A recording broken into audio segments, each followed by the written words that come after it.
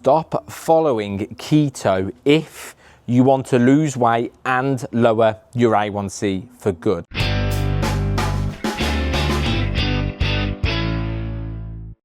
Now, the reality is doing the keto diet is like driving your car with an empty gas tank. The reality is eventually you're going to stall out. You start keto, blood sugars decrease, you lose some initial weight and you think, great, I've solved it. But then you're out for dinner. You want the bread, you want the pasta, you want the rice, you want the sweets. You're at home. You're having to prepare different meals to everyone else, or you're watching other people enjoy the foods that you really love.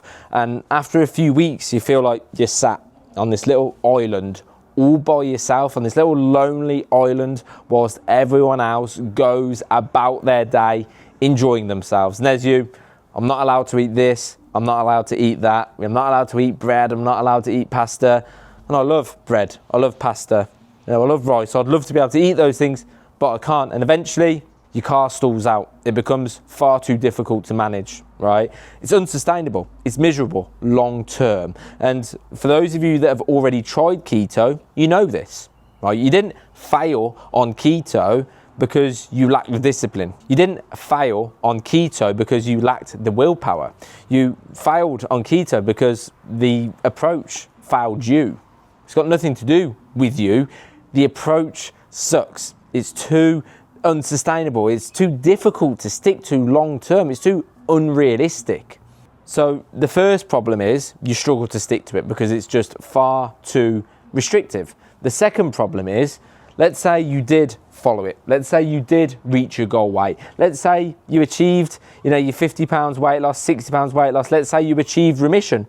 That's great.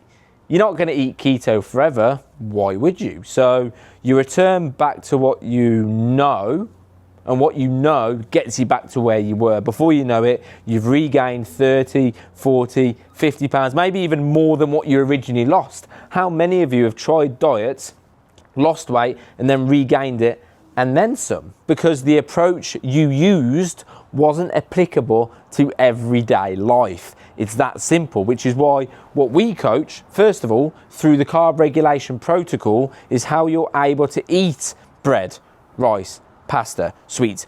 None of the ladies that I coach cut out anything. They eat all of their favorite foods. They don't live on, bread and pasta and rice all day, every day, but they eat those foods regularly. And because they're allowed to, guess what? It's sustainable. Guess what? They can actually stick to it long enough to achieve their goals. So they lose the 40, 50, 60 pounds. They achieve clinical remission with their type 2 diabetes. And guess what? They can maintain it for life because they've learned how to manage these foods. They've learned how to make them fit. And that's very important, because if you don't learn how to make them fit, how to manage your favorite everyday foods like sweets, bread, pasta, rice, as soon as you implement them, as soon as you integrate them back into your diet, you're going to rebound and you're going to regain the weight. Your A1C is going to come back. So we need to, again, learn how to manage these foods, like physically, like how do I actually do that, and psychologically, because so many people say, Chris, I can't eat those foods in moderation. If you can't eat any specific food in moderation, there's a reason why, right? You're not alone with that, right? I coach ladies who have been on diet since they were 8, 9, 10 years old. And now they're 45, 55, 65, right? You're not alone with that. There's a solution to all of these things. There's a strategy. There's a step-by-step strategy to overcoming all of these challenges that you might experience when it comes to including the foods that you love. There's a solution, all right? And I would